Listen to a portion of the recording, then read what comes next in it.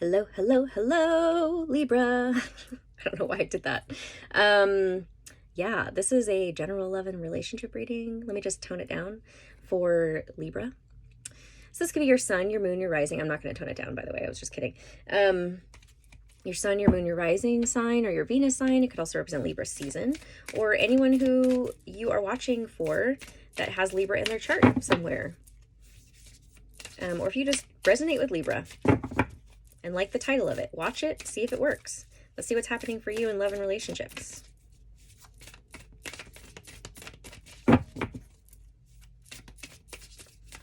What is coming out?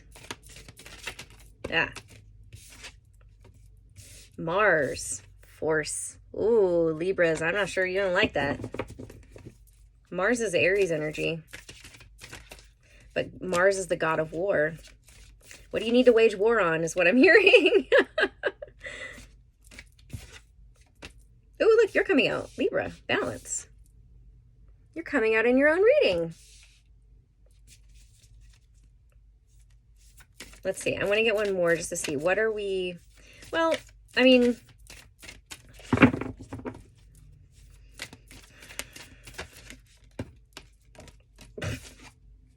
Pluto transformation. You're transforming something when it comes to... Okay, what does Mars and force represent? So there's transformation, which is Scorpio energy. What does Mars represent? Force. So what is force? I'm like, I don't know why I have to define all these things, but here we go. Charging forward. It can it can be passion, anger. Excuse me. Passion and anger. I get you're balancing that. You're accepting that it's a part of you. You're accepting that this is a part of you. Sometimes you need to wage war on shit. And that because what I get is that with the transformation card is that that's what creates change and transformation. And sometimes if you stay too much in this, I'm just always balanced and I never, never allowing yourself to fully dive into any one emotion, change doesn't necessarily happen. Not at least a deep, lasting change. Okay, we have Justice, you're coming out. This is Libra energy. Justice. And the Emperor, which is not surprising. Okay, this is Aries energy, the god of war. Okay, so Aries rules Mars. Is that how you say it? Wow, so very, very strong. And Eight of Cups. What do you need to walk away from?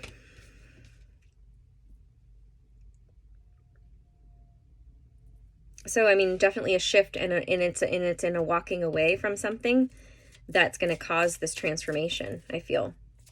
So what are we walking away from? The World is completion, things coming full circle, the Queen of Pentacles.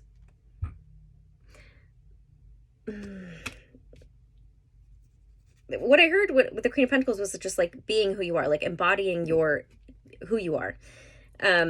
You're coming to terms with, we have three major arcana that came out already. You're coming to terms with all of who you are, every aspect of you, even the ones that are a little bit more fiery.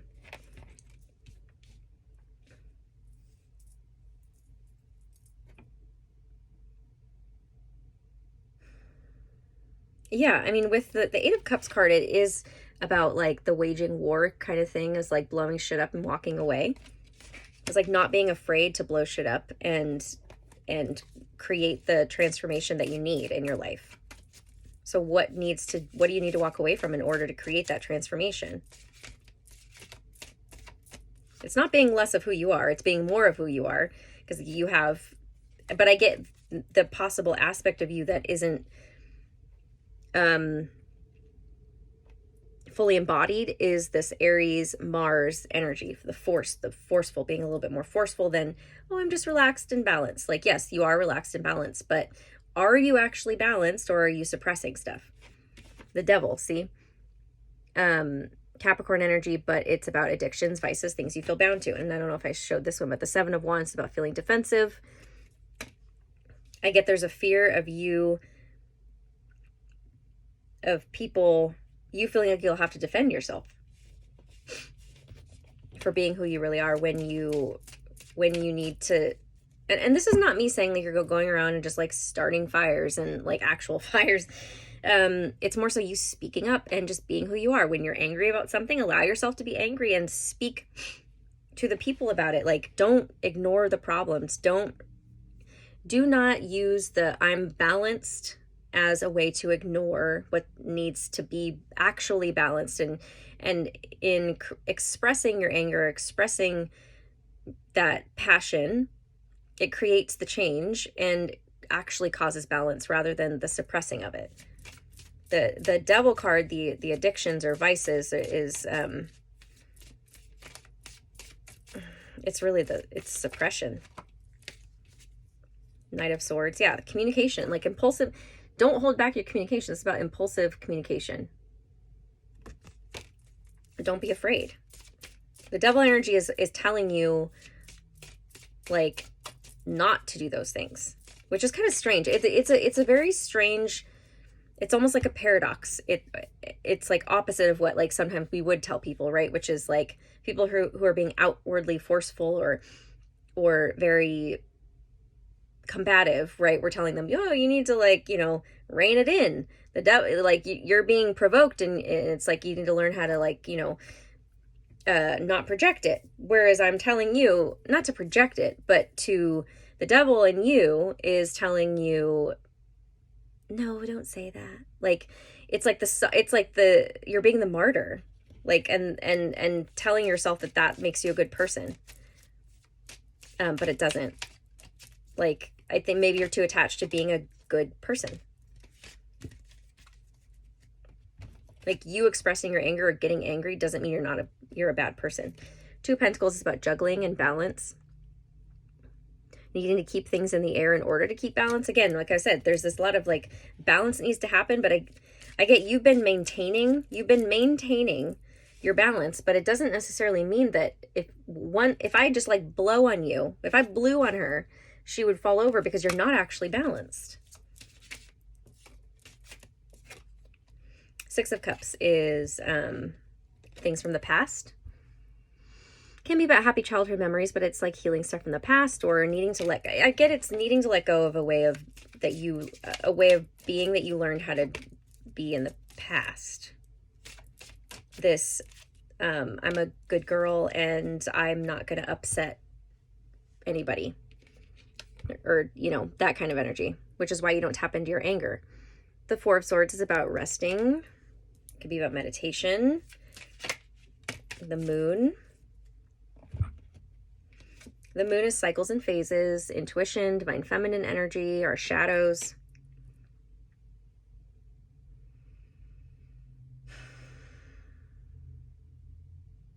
You see how she's asleep? I feel like this is kind of the suppression of it. This is what the suppression looks like, is you're asleep to the fact that you're asleep to of your shadows, the stuff that you're not really fully awakened to it.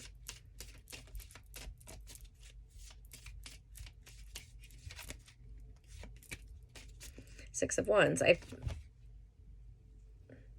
Six of Wands is feeling victorious, coming out on top, right? Accomplishment. Two sixes here. Six of Cups, Six of Wands. I think that there's this fear to be in this energy of Six of Wands. In general, like you can never win. You can never be on top. Maybe you always lost in terms of arguments or whatever it is when it comes to past. And the Nine of Wands. And so it left you feeling like you were always like in the wounded warrior. I can never win. Life's always a battle. Things are always hard. And then the Three of Pentacles is about teamwork and collaboration. I feel like it affected how you actually work together with people. Feeling like you never felt like people wanted to work together with you. It was always like somebody wins, somebody loses. So now you may be very competitive, or when you argue, you always have to be right. It's that feeling of like, I always have to be right. Because because you were never allowed to be right when you were younger. Yeah, the Sun is happiness. Happiness, joy. It's the happiest card in the deck. Illumination. I get it's more so like illuminating the fact that, and the Magician, having all the tools you need to create what you want, tapping into your magic, and the Tower. 3 major arcana in a row. Tower is destroying a foundation. You choosing your own happiness, and just like, I get with the Magician card, it's like destroying the foundation of whatever rocky foundation is there from the past that keeps you from, no, but that's not what it is. It's like the Magician, you're destroying the foundation at being the Magician. Like, what do you need to blow up? Literally, like, blow up and walk away. Like, this doesn't need to be here anymore. I'm going to be forceful, and I'm going to light the shit on fire. But you're being deliberate about it because you see that it's actually going to make you happier. The Ace of Wands is about new beginnings, new passionate beginnings, creation. And the Five of Swords is mental conflict. Therein lies the block, is the fear, the mental conflict around the new beginning. I get that's what actually keeps you from destroying the other foundation, because you're like, I don't know what it's going to look like on the other side. Therefore, I don't even want, I can't let go or destroy something if I don't know what's going to happen after it's destroyed, or I don't know what's going to be created in its place. The Eight of Wands is like, but again, it's like a paradox, is like, you cannot create something new until you destroy the old. So therefore, the longer you keep this rocky foundation in place, whether that's just how you operate, it's a relationship, it's a career choice, a job, a friendship, a family, a way of being in relationships with certain people, a belief system, it won't happen. The Eight of Wands is about quick movement forward. It's like, once you do destroy the foundation, I just get that there's a lot of mental conflict around how it will happen, about, or if it will actually happen. I get maybe you're not super clear on what it is you're actually afraid of either. But yeah, the Nine of Swords is about anxiety. There's a lot of anxiety about destroying something that needs to be destroyed. The Hierophant, it's a conditioned belief. This could be about religion, where you come from religiously. It's also Taurus energy. Yeah. But again, it's conditioned beliefs, societal beliefs, or religious beliefs that you were brought up in. The Two of Swords is needing to make a decision, being in a stalemate. So you haven't decided. You haven't decided which direction you want to go. You haven't fully leapt off the cliff into this new direction, which is why movement isn't happening. Because you have to create the movement yourself. I feel like you're waiting for somebody else to do it for you. The Fool is taking a leap of faith. Or it's like you're waiting for permission. I get that. Coming from like religious stuff and conditioned beliefs, I get it's you're waiting for permission, someone to tell you it's okay to do that. But you can't wait for somebody, because nobody's going to tell you it's okay. They're actually going to tell you what they want you to do instead. Defend to the end the worthwhile. Look how dark it is too. It's all gray. What do you believe is worthwhile in your life? What do you believe is actually what to do, like the right way to do things for you? Doesn't matter if somebody else is disagreeing with you. Again, you don't want to upset some kind of status quo. Spirals of manifestation. Because you want to manifest things, but I feel like you're just manifesting more of the same thing, and you're wondering why. It's because you haven't destroyed you're still operating from a belief system that you can't create new from. It's from the old. And again, this could also be like defend to the end the worthwhile, is like you're defending shit that isn't good for you actually.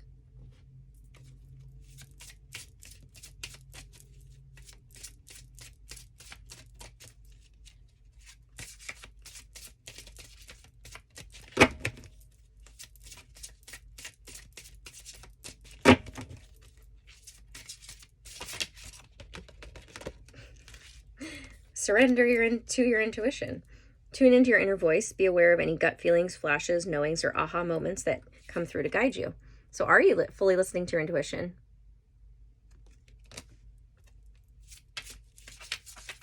It's asking you to do so. Okay, I think those two. Surrender to creativity. Let your imagination soar. Stay open to all creative ideas about how to pursue a dream or solve a problem. Yeah, I feel like you're trying to create from the old instead of from a space of possibility. Surrender to inner peace. Cultivate inner peace on a daily basis. In quiet, meditative moments, focus on the stillness within and enjoy this inner refuge. Others will feel your good vibes too, and your life will flow more easily. So I get if a lot of anger or, just like passion just like has been bubbling up lately, you have to let it go and you have to like get it out somehow, destroy some kind of foundation within yourself. It's attempting to burn away shit. And I feel like you're attempting to create inner peace without actually addressing the anger that's there. It's like you're trying to just like push it away instead of really fully feel it and release it. And I get there may be some ways to do that within relationships too, in terms of destroying, like, I don't know, the way you see something, the way you are with somebody. I don't know. You'll know what it is for you. If you're not sure and it resonates for you, contact me for a reading. Empoweringauthenticity.com. You can also follow me on Instagram at empoweringauthenticity. And yeah, this was a little bit of a kick in the pants. So I hope it was helpful. I'm sending you guys love. Bye.